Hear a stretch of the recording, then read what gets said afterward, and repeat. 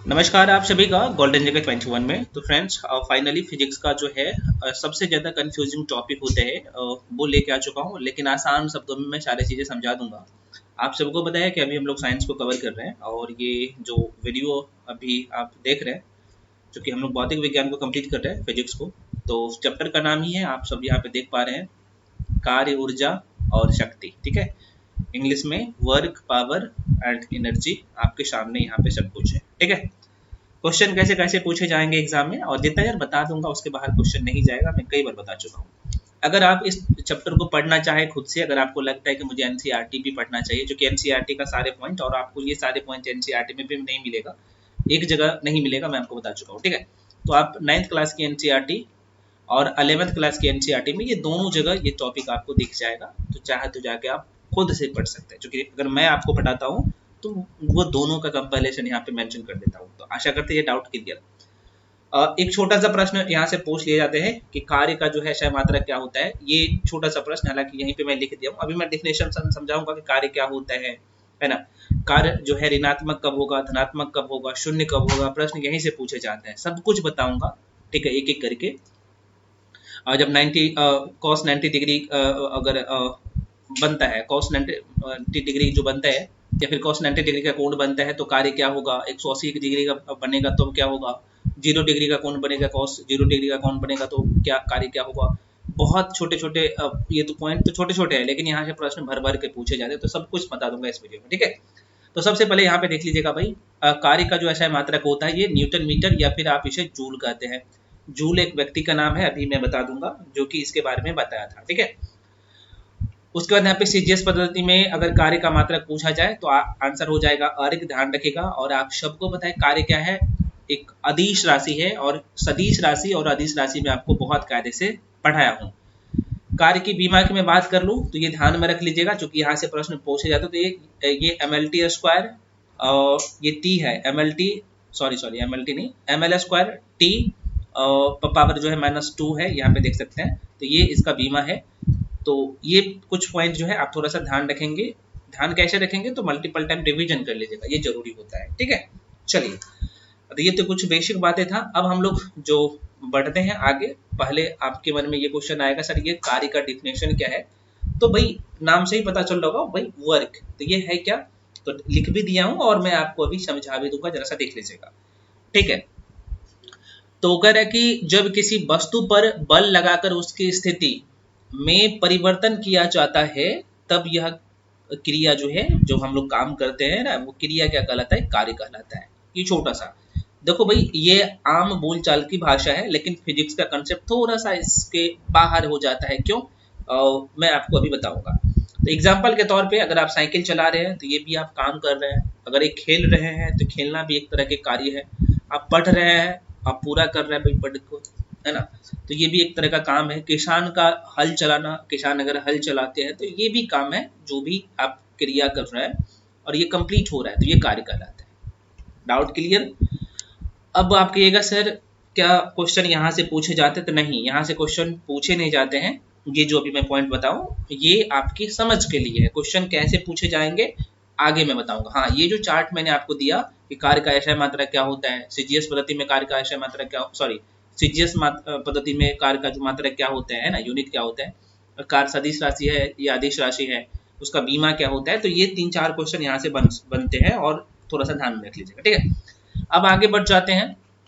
Video आपको slow लग रहा है तो फास्ट करके देख सकते हैं, अगर फास्ट लग रहा है तो स्लो करके देख सकते हैं, दोनों सुविधा आपके पास है।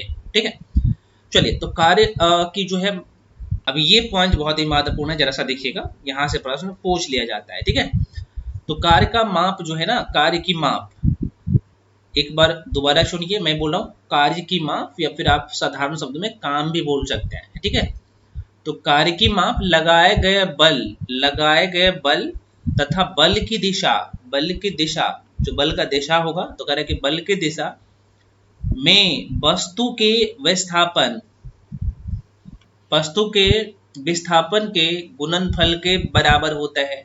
तो अगर आप यहाँ पे बोले तो आप कह सकते हैं कि सर इसका मतलब कार्य बराबर क्या होगा, यहाँ पे क्या होगा, तो आप कहेगा सर बल गुने विस्थापन। ये बल से मतलब होगा फोर्स, आप सबको पता होना चाहिए, है ना, और एस का मतलब होता है क्या है, विस्थापन। इसका शॉर्ट फॉर्म में बता चुका हूँ पहले, इससे पहले वाला जो क्लास करवाया था वहां पे, ठीक है। तो कार्य बराबर क्या होता है, बल गुले बल गुने जो है विस्थापन। यहाँ पे मेंशन भी कर दिया हूँ, कार्य बराबर बल गुने बल की दिशा में, इस लाइन को देखिएगा, बल की दिशा में ही जो है विस्थापन होना चाहिए, तब कार्य कहलाएगा, है ना। तब ये कार्य धनात्मक भी होता है, आगे मैं बताऊंगा। तो कार्य बराबर क्या होगा, ये बल होगा। तो मान लो कि ये कोई वस्तु है भैया, जरा सा देख लीजिएगा, इस वस्तु पे इधर से बल लग रहा है और विस्थापन भी इधर हो रहा है, ठीक है।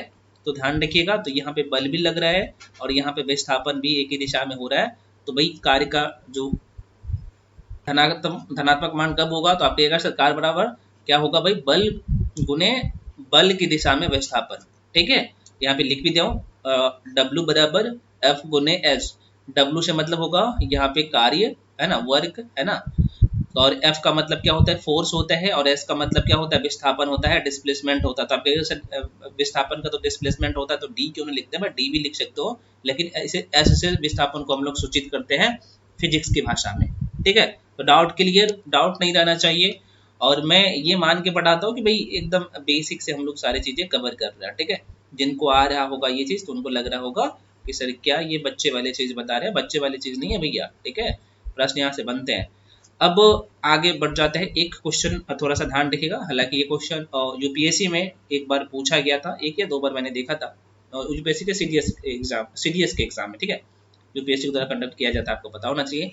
तो कार्य के बारे में जो है ब्रिटिश वैज्ञानिक, जिसका नाम था, यहाँ पे क्या नाम है भैया, जिसका नाम था जेम्स प्रेसकार्ट जूल ने जो है, जेम्स प्रेसकार्ट जूल ने बताया था कार्य के बारे में। तो इसलिए मैंने आपको बताया कार्य का जो अक्षय मात्रक होता है ये जूल होता है ना, जूल होता है। तो ये इसके नाम पे ही रखा गया है, ठीक है।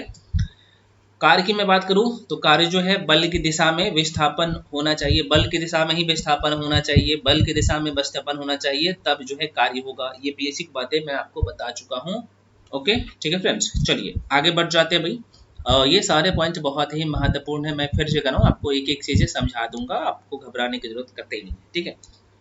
अभी यहाँ पे मैं बताऊंगा, यहाँ पे कार्य के जो प्रकार है ना, वो 3 प्रकार के होते हैं। कार्य धनात्मक भी होगा, ऋणात्मक भी होगा और शून्य भी होगा। तो कौन से कंडीशन में धनात्मक होगा, प्रश्न यहीं से भर भर के पूछे जाते हैं, ठीक है। चलिए अगला यहाँ पे पॉइंट जो लिखा हूँ आप देख सकते हैं, जब बल और विस्थापन के बीच, यहाँ पे देखिएगा, बल और विस्थापन के बीच कोण बनता है, बल और विस्थापन के बीच। मान लो ये कहाँ से, क्योंकि यहाँ पे अगर बुक पढ़ने जाइएगा डायरेक्टली, चाहे आप 11th क्लास के एनसीईआरटी पढ़ रहे हो या फिर आप 9th क्लास के एनसीईआरटी पढ़ रहे हो, जिनका साइंस बैकग्राउंड नहीं है, तो वो लगता है कि यार बल और विस्थापन के बीच का कोण, ये मतलब समझ में कुछ आया नहीं। तो देखिएगा, मान लो कि यहाँ पे देख लीजिए, बल ऊपर की तरफ लग रहा है, और जैसे बात है यहाँ पे ऊपर की तरफ बल लग रहा है, और ये इधर जो है आप देख सकते हैं हॉरिजेंटल रूप में, ये वर्टिकल है और ये हॉरिजेंटल है।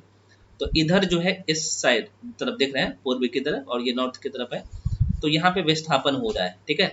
तो इसमें जो कोण बन रहा है ना, आप देख सकते हैं कुछ कोण बनेगा, तो जैसे बात है ये तो 90 डिग्री का कोण बन रहा है। तो बल जितना ऊपर लग रहा है उतने विस्थापन नीचे हो रहा है, तो ये कोण 90 डिग्री का बनता है, आपको पता होना चाहिए। और ये कैसे बनता है ये अभी मैं आपको समझा दूंगा।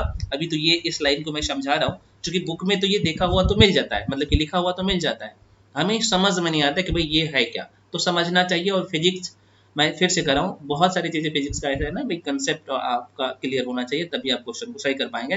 और एग्जाम में यहाँ से क्वेश्चन इस टॉपिक से पूछे जाते हैं बार बार के, ठीक है फ्रेंड्स। चलिए, तो कह रहा है कि जब बल और विस्थापन के बीच का कोण बनता है, देखो कोण बन रहा है भाई। अभी तो जैसी बात, ये जितना बल ऊपर की तरफ लग रहा है उतना नीचे की बल लग रहा है, सॉरी जितना ऊपर बल लग रहा है उतना नीचे यहाँ पे विस्थापन हो रहा है। तो यहाँ पे 90 डिग्री का कोण बनेगा, और ये मान होता है cos 90 डिग्री का, ठीक है। तो cos 90 डिग्री का मान क्या होता है, आप सबको पता है, ये शून्य होता है। तो अब देखिए यहाँ पे, अगर आप त्रिकोणमिति पढ़ा होगा तो आप cos 0 डिग्री का मान, cos 90 डिग्री का मान, cos 180 डिग्री का मान, ये सब आपको पता होगा। नहीं है तो भाई जो फिजिक्स में यूज होगा अभी मैं आपको यहीं पे बता दूंगा, कतई घबराने की जरूरत नहीं है, ठीक है। तो यहाँ से यहीं से कंसेप्ट आपका क्लियर होगा। अगर cos ये 90 डिग्री का अगर कोण बनेगा, तब जो है कार्य क्या होगा, है ना, कार्य धनात्मक होगा या ऋणात्मक होगा, बस यहीं से कंसेप्ट है, जरा सा देख लेना। अगर 0 डिग्री, अब यहाँ पे 0 डिग्री का कोण बनेगा, तब जो है यहाँ पे कार्य क्या होगा, धनात्मक होगा या ऋणात्मक होगा। अगर 180 डिग्री बन जाता है, कोण बनाता है, तब कार्य क्या होगा। ये तीन ही कंडीशन में यहाँ से प्रश्न पूछे जाते हैं और तीनों कंडीशन में आपको बता दूंगा यहीं पे, जरा सा देखिएगा, पहले समझ लीजिए एक बार, ठीक है। और जितना कम समय में ये सारी चीजें आपको मैं बता दे रहा हूँ ना भैया, आप YouTube पे खंगाल लेना, नहीं मिलेगा ये सारी चीजें, ठीक है। YouTube पे भी, और साथ में अगर आप कहीं भी पढ़ रहे हैं तो इन्हीं चीजों को एकदम लटका लुटका के 2 घंटा 3 घंटा पढ़ाते हैं, ठीक है। खैर, अब यहाँ पे देखिएगा, जब बल और विस्थापन के बीच कोण बनता है तो हम मान लेंगे कि बल का कोई घटक नीचे की ओर काम कर रहा है और वह जो घटक होता है उस घटक को F, यहाँ पे F, ये जो F है, F का मतलब फोर्स होगा, और ये जो F है ये cos थीटा से दर्शाते हैं। मैंने आपको बताया ये ऊपर की तरफ बल काम कर रहा है तो जाहिर सी बात है नीचे की तरफ कोई बल काम कर रहा है, तो जाहिर सी बात है जितना ऊपर की तरफ ये बल काम कर रहा है उतना नीचे की तरफ अगर विस्थापन काम करेगा तो जाहिर सी बात है ये 90 डिग्री का कोण बनाएगा। यहाँ पे देखिएगा, तो क्योंकि ऊपर की तरफ यहाँ पे बल काम कर रहा है तो जाहिर सी बात है ये बल नीचे की तरफ कुछ बल काम कर रहा है, वही चीज लिखा है। और यहाँ पे जो होता है F का मतलब आप सबको पता है, और यहाँ पे F भी है और S भी है। F का मतलब क्या होता है भाई, फोर्स होता है, बल, और S का मतलब विस्थापन होता है। तो जितना इधर बल लग रहा है इतना इधर से विस्थापन भी हो रहा है, आप देख सकते हैं, है ना। तो यही चीज कह रहा है कि यहाँ पे हम लोग जो है F cos थीटा से दर्शाते हैं। तो भाई ये जो कोण बन रहा है ना, या तो 90 डिग्री का कोण बनेगा, मान लो कि 30 डिग्री का कोण बनेगा, तो उसे भी हम F cos थीटा से दर्शाएंगे। F S cos थीटा भी आप लिख सकते हैं, ठीक है, इसे दर्शाते हैं जो भी कोण बनेगा उसको, और यही चीज लिखा हुआ है, ठीक है। और आशा करते हैं अगर ये डायरेक्टली चीजें को आप पढ़ लेते हैं और आप समझते नहीं कि ये होता क्या है, तो भाई आपको दिक्कत आती चीजों को अभी समझने में, ठीक है। तो वही चीज कर रहा है, आपको आशा करते हैं कि ये समझ में आ गया होगा। सपोज दैट यहाँ पे कोई देख सकते हैं, ये व्यक्ति है, मान लो कि एक ये महाशय है, ठीक है, ये महाशय है, और ये क्या कर रहा है भाई, इसका हाथ को ऊपर करते हैं, इसका जो ये हाथ है भाई, और यहाँ पे कोई वस्तु है, ठीक है, यहाँ पे कोई वस्तु रखा हुआ है, मान लो ये वस्तु है। इस वस्तु को क्या कर रहा है भाई, ये अपने तरफ ये खींच रहा है ना, इधर खींच रहा है, अपने तरफ ले रहा है। तो बल जाहिर सी बात है किसके तरफ जा रहा है, इसके तरफ बल जा रहा है, और जाहिर सी बात है इसके तरफ बल जाएगा तो यहाँ पे विस्थापन भी होगा, तो विस्थापन होगा, इधर विस्थापन हो रहा है, ठीक है। तो इधर बल लग रहा है तो इस तरफ विस्थापन भी होगा, तो विस्थापन होगा तो जाहिर सी बात है, देखो अपने तरफ बल भी लगा रहा है और विस्थापन भी इसी तरफ आ रहा है, जा रहा है ना। तो यहाँ पे कोई कोण बनेगा, और इसी कोण का जो नाम रखा गया है, मैंने आपको बताया ना कि ये कॉस, यहाँ पे लिख देता हूँ एफ एस कॉस, ये थीटा जो है कोण बनता है, थीटा। तो ये जो कोण बनेगा तो जाहिर सी बात है कुछ एंगल बन रहा होगा, ठीक है। तो यही चीज यहाँ पे कह रहा है, तो और यहाँ पे मैं दर्शाने का कोशिश भी किया हूँ, ध्यान रखिएगा। अब इसी को आइए हम लोग डिटेल में समझते हैं कि एग्जाम में क्वेश्चन कहाँ कहाँ से आता है, ठीक है भाई साहब। चलिए, हाँ, तो ये तो समझ लिया है, ये WFS cos थीटा, ये जो कोण बनेगा जाहिर सी बात है बल और विस्थापन लगेगा तो यहाँ पे कोई कोण बनेगा, और उसी को जो हम लोग FS cos थीटा से दर्शाते हैं, ठीक है। और cos थीटा का मान आप सबको मैथ में अगर 10th में पढ़ा भी होगा या नहीं भी पढ़ा है तो कोई बात नहीं, आप इतना वो मत कीजिएगा, अभी मैं आपको ये जो आपका यूज का चीज़ है वहीं पे बता दूंगा, ठीक है। तो यहाँ पे नोट में सारी चीज़ें लिख दिया हूँ, कह रहे हैं थीटा जो है, थीटा बराबर, अब वेरी वेरी इंपॉर्टेंट पॉइंट है, स्टार मार्क कर लीजिए इस लाइन को। तो कह रहा है कि अगर थीटा पर जो किया गया कार्य अधिकतम कब होगा, ये प्रश्न पूछे जाते हैं, ध्यान रखिएगा कि भाई कार्य के संदर्भ में थीटा का मान जो है अधिकतम कब होगा, तो जब शून्य पर जो है ये थीटा का मान FS cos थीटा का मान क्या होगा भैया, यहाँ पे 0 डिग्री होगा, 0 डिग्री होगा। तो कह रहा है कि थीटा का मान 0 डिग्री होने पर किया गया काम जो है अधिकतम होता है और ये धनात्मक होता है। वेरी वेरी इंपॉर्टेंट पॉइंट है। मान शून्य कब होगा, तो कह रहा है कि कोण जब है ये FS, मैंने आपको बताया कि ये जो cos 90 डिग्री का कोण बनाएगा, ये 90 डिग्री का कोण बनाएगा, cos 90 डिग्री का कोण बनाएगा, तो cos 90 डिग्री का मान क्या होता है भैया, तो आप कहिएगा सर शून्य होता है।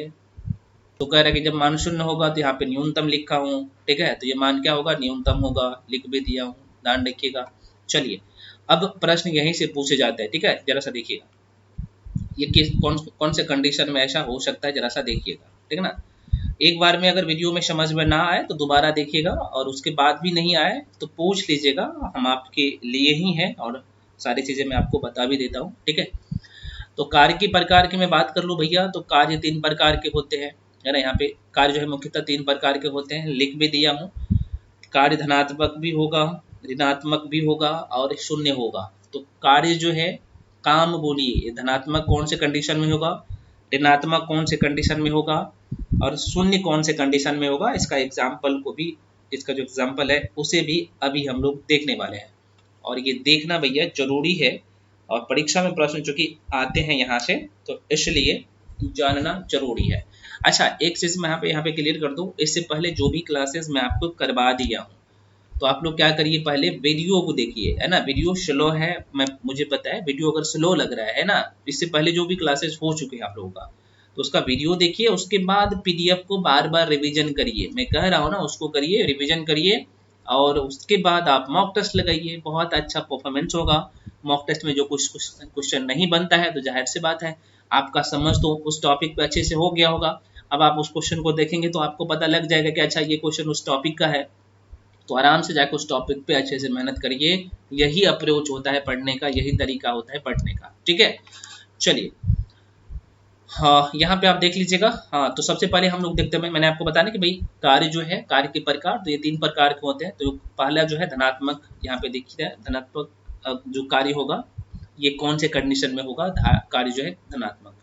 तो आपने अभी हालांकि देख लिया होगा कि जिसमें विस्थापन और बल दोनों एक ही दिशा में लगेगा तो जाहिर सी बात है धनात्मक होगा, ठीक है। और ये 0 डिग्री का कोण बनाएगा, ठीक है। अब यहाँ पे देखिए कार्य धनात्मक कब होगा। पहले मैं आपको यहाँ पे जो लिखा हूं तो वो बता देता हूँ, उसके बाद समझा भी दूंगा, ठीक है फ्रेंड्स। तो कह रहा है, अच्छा, गुरुत्वाकर्षण बल आपने पढ़ा होगा कि पृथ्वी पे जो है गुरुत्वाकर्षण बल जो है, ये मान लो पृथ्वी है तो गुरुत्वाकर्षण बल नीचे की तरफ लगता है ना, ऐसा नहीं कि ऊपर की तरफ गुरुत्वाकर्षण बल लगता है। तो ये थोड़ा सा ये बेसिक बातें पता होना चाहिए, ठीक है। चलिए, तो अगर मैं यहाँ पे बात कर लूँ तो बल की दिशा में विस्थापन, तो आइए देखते भाई, बल की दिशा में विस्थापन होगा तो कार्य क्या होगा, धनात्मक होगा। पहला पॉइंट इंपॉर्टेंट, प्रश्न ऐसे डायरेक्टली पूछे जाते हैं कि कार्य धनात्मक कब होगा। तो कार्य जो है धनात्मक तब होगा जब बल की दिशा में विस्थापन होगा, बल की दिशा में विस्थापन होगा, बल की दिशा में विस्थापन होगा, और ये 0 डिग्री का कोण बनाएगा। ये भी ध्यान रखना, 0 डिग्री का कोण बनेगा। और cos 0 डिग्री का मान क्या होता है, आप कहिएगा सर 1 होता है। और ये हम लोग त्रिकोणमिति पढ़ते हैं तो वहां पे पढ़ते हैं cos 90 डिग्री का मान कितना होता है, तो आप कहिएगा 0 होता है। cos 180 डिग्री का मान कितना होता है त्रिकोणमिति में, तो आप कहिएगा सर ये -1 होता है, तो ऋणात्मक होगा। तो ध्यान रखिएगा, ये तीनों वेरी वेरी इंपॉर्टेंट है। तो अब यहाँ पे कैसे ध्यान रखना है आपको, तो मैंने आपको बताया कि कार्य धनात्मक कब होगा, तो आप कहिएगा सर कार्य धनात्मक तब होगा जब बल की दिशा में, यहाँ पे एक मैप के थ्रू, मैप नहीं कहूँगा, डायग्राम के थ्रू मैं समझाता हूँ। ये कोई वस्तु है भैया, एक मिनट रुकिए, ये कोई वस्तु है, ठीक है। इस वस्तु में देखिए इधर से बल लग रहा है, मैं बोल रहा हूँ कार्य, इधर से बल लग रहा है, और विस्थापन भी जो है इधर ही हो रहा है ना, इधर ही हो रहा है। तो मतलब कि बल की दिशा में क्या हो रहा है, विस्थापन हो रहा है, बल की दिशा में विस्थापन हो रहा है, बल की दिशा में विस्थापन हो रहा है, तब क्या होगा, कार्य धनात्मक होगा। और एक शब्द में जो आप अभी यहाँ पे ये सब समझ लिए हैं, तो वही चीज यहाँ पे आप देख सकते हैं, मैं लिख भी दिया हूँ, ठीक है। तो कह रहा है कि बल की दिशा में विस्थापन जब किसी वस्तु पर बल लगाया जाता है और वह लगाए गए बल की दिशा में गति करती है, तो इस स्थिति में 0 डिग्री का कोण बनेगा। और मैंने आपको बताया इसे किससे दर्शाते हैं, जो भी कोण बनता है तो उसे जो है यहाँ पे cos थीटा से दर्शाते हैं, ठीक है। तो cos 0 डिग्री का मान क्या होता है, 1 होता है, प्लस का 1 होता है। तो कह रहा है यहाँ पे देख सकते हैं, इस स्थिति में 0 डिग्री का कोण बनता है और cos 0 डिग्री का मान 1 होता है। और मैंने आपको बताया अगर बल की दिशा में विस्थापन हो तो वो धनात्मक होता है। आशा करते हैं यहाँ पे ये चीजें समझ में आ गया होगा। अब क्वेश्चन ऐसे नहीं पूछे जाते हैं एग्जाम में, क्वेश्चन कैसे, चूंकि आपका समझ मुझे पता है कि धनात्मक कौन से कंडीशन में होगा, तो आपने समझ लिया है।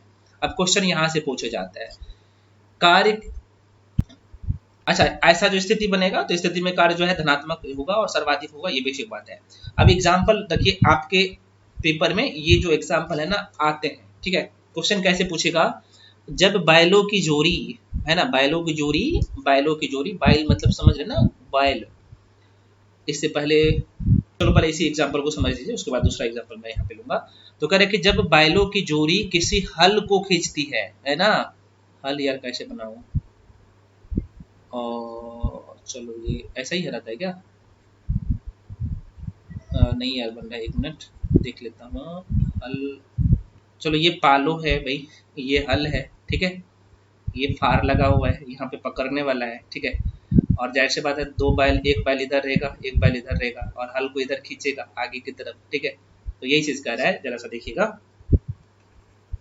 आशा करते हैं यार आपके माइंड में ये डायग्राम छप गया होगा। तो कह रहा है कि जब बैलों की जोड़ी किसी हल को खींचती है तो बल और विस्थापन, मैंने आपको बताया ना कि भाई इस दिशा में जाहिर सी बात है बैल हल को खींच रहा है, तो विस्थापन भी जो है, और विस्थापन आप सबको पता है कि विस्थापन क्या है, विस्थापन है सदिश राशि। विस्थापन में क्या है, तो आप कहिएगा सर इसमें दिशा भी है, मैंने आपको बताया था कि भाई इसमें दिशा भी होता है और मैग्नीट्यूड होता है, परिमाण होता है, ठीक है, सदिश राशि में। तो यही है, और विस्थापन सदिश राशि। तो कह रहा है यहाँ पे देखिएगा, बल एवं विस्थापन दोनों एक ही दिशा में होते हैं, अर्थात कार्य धनात्मक होगी। तो यही आपका डिफिनेशन। और अब आपको पता चल गया होगा कि अब आपको ये यहाँ पे ध्यान रखना है, बल धनात्मक कौन से कंडीशन में होगा, जब विस्थापन, बल और विस्थापन एक दिशा में होगा, ठीक है, इस तरीके से ध्यान रखिएगा। चलिए अब आगे आ जाते हैं भाई, ऋणात्मक कौन से कंडीशन में होगा, भाई ये देख लेते हैं भाई ऋणात्मक कौन से कंडीशन में होगा। तो आप देखिएगा सर, जब बल तथा विस्थापन दोनों विपरीत दिशा में हो। देखिएगा यहाँ पे देखिएगा, ये कोई वस्तु है, कोई वस्तु है, इधर बल लग रहा है और इधर क्या हो रहा है भैया, विस्थापन हो रहा है, बल इधर लग रहा है, विस्थापन इधर हो रहा है, विपरीत दिशा में। तो ये 180 डिग्री का लगभग कोण बन रहा है, आप देख सकते हैं 180 डिग्री का कोण बनेगा।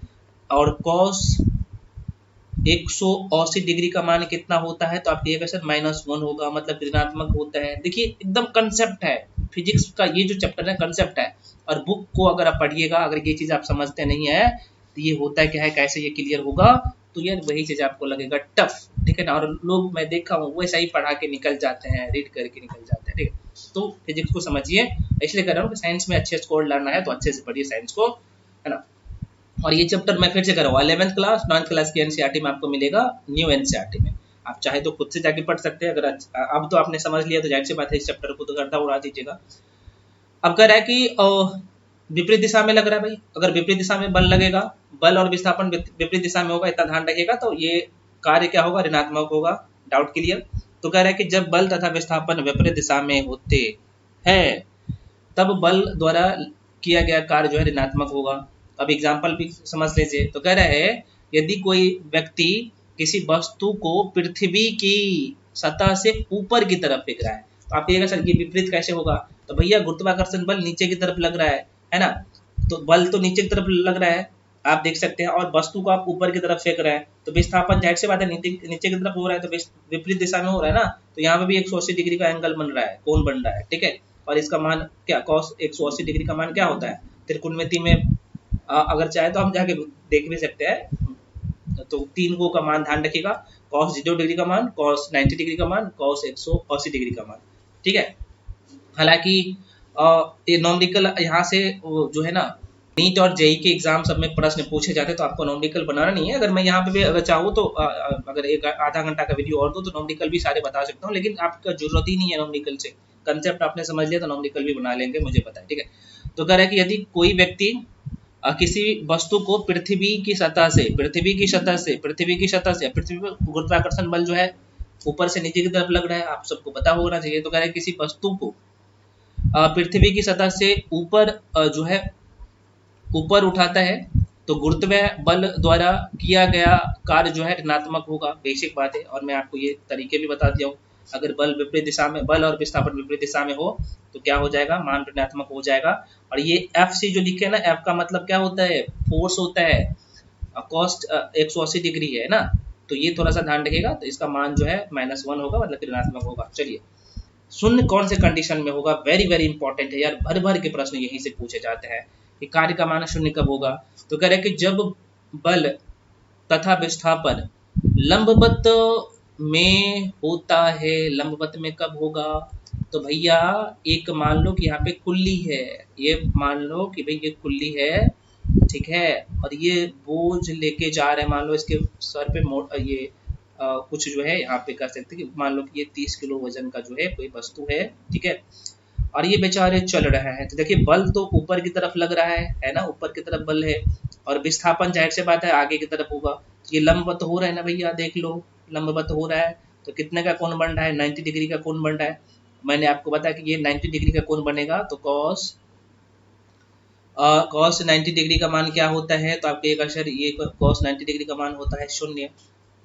आशा करते क्लियर हो गया होगा। तो देखो भाई वस्तु ऊपर, बल ऊपर है ना, और विस्थापन आगे, मतलब कि ये लंबवत लग रहा है ना, हॉरिजॉन्टल और वर्टिकल। आप इस तरीके से समझिए। तो आशा करते हैं ये भी समझ में आ गया होगा, और यही चीज मैं लिख भी दिया हूँ आगे, ठीक है। तो आप अब यहाँ पे देखिएगा, इसलिए मैं कह रहा हूँ कि डायरेक्टली आप लोग पीडीएफ मत पढ़िए, पहले वीडियो को देखिए, वीडियो को देखिए तब सारे कंसेप्ट मैं समझा देता हूँ, और उसके बाद आप पीडीएफ पढ़िए। तो एक बार कंसेप्ट को समझ लीजिए, उसके बाद पीडीएफ को पढ़िए ना, तुरंत समझ में आ जाएगा, जो कि आपने समझ लिया है, ठीक है।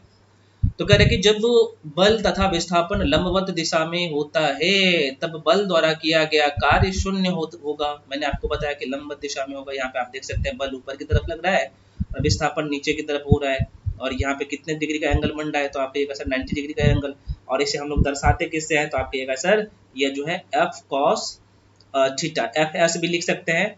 एफ का मतलब होगा बल है ना, फोर्स, और एस का मतलब होगा विस्थापन। तो एफ एस कॉस थीटा का मान कितना? 90 डिग्री का कोण बना रहा है, ठीक है।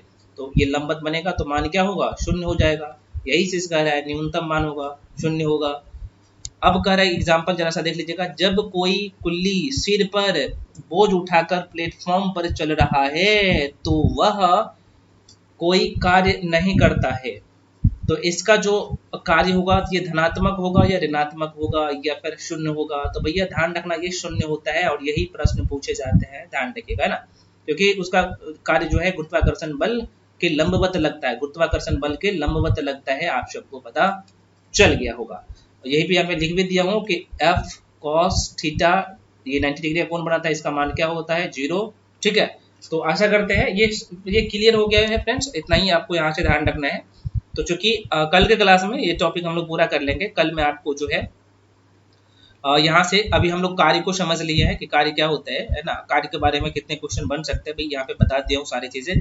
कल जो है हम लोग शक्ति और ऊर्जा दोनों को पढ़ लेंगे बहुत अच्छे से, ठीक है। तो ये पूरा चैप्टर कंप्लीट हो जाएगा, और आपकी जो है यहाँ से 1 से 2 क्वेश्चन रहता ही है, ये पक्का हो जाएगा, ठीक है। तो आशा करते हैं आपको सारी चीजें समझ में आया होगा। अच्छा, मॉक टेस्ट के लेके बोल रहे थे भैया, मॉक टेस्ट पे काम चल रहा है, और मेरे द्वारा जो भी चीजें दिया जाता है तो आप सबको पता है ये एग्जाम रिलेवेंट होता है, एग्जाम रिलेटेड होता है, एग्जाम बेस्ड होता है सारे चीजें, ठीक है। तो उस पर काम चल रहा है, मॉक टेस्ट उम्मीद है कि भाई बीपीएससी के लिए मॉक टेस्ट जो है शुरू हो जाएगा वो 20 मई से, उम्मीद है 20 मई से 20 से 21 मई से मॉक टेस्ट जो है आप लोग का शुरू हो जाएगा। फुल लेंथ मॉक टेस्ट एकदम गर्दा आप लोगों को उड़ाना है और अच्छे स्कोर भी करना है, ठीक है। तो फ्रेंड्स मिलते हैं अगले वीडियो में। इसके बाद भी जो भी डाउट या कंफ्यूजन है तो आप लोग पूछिए, कोई दिक्कत नहीं है। कंप्लीट पीडीएफ आपको जैसे ही यहाँ पे पूरा फिजिक्स कंप्लीट हो जाएगा तो मिल जाएगा। जैसे आप बाकी सेक्शन आप देखे होंगे जो कंप्लीट हो गया तो उसका पीडीएफ मिल गया है, तो वैसा ही जो है जैसे फिजिक्स पूरा कंप्लीट हो जाएगा तो उसका कंप्लीट पीडीएफ मिल जाएगा। हाँ, आपको क्लास वाइज पीडीएफ तो मैं अभी दे ही रहा हूँ, ठीक है। इतना करिए, जो चीज मैं 28 से 30 मिनट में पढ़ा दिया हूँ आप जाके देखिएगा, यही चीज को लोग ना पढ़ा चढ़ा के 2 घंटा 3 घंटा में पढ़ाते हैं, ठीक है। तो इसलिए टाइम बर्बाद मत करिए, टाइम को बचाइए, टाइम को रिवीजन करने में टाइम दीजिए, और मल्टीपल टाइम रिवीजन करिए, क्योंकि इस बार अच्छी खासी सीट है, तो इसलिए मेहनत करिए अच्छे से। मिलते हैं अगले वीडियो में, तब तक के लिए जय हिंद।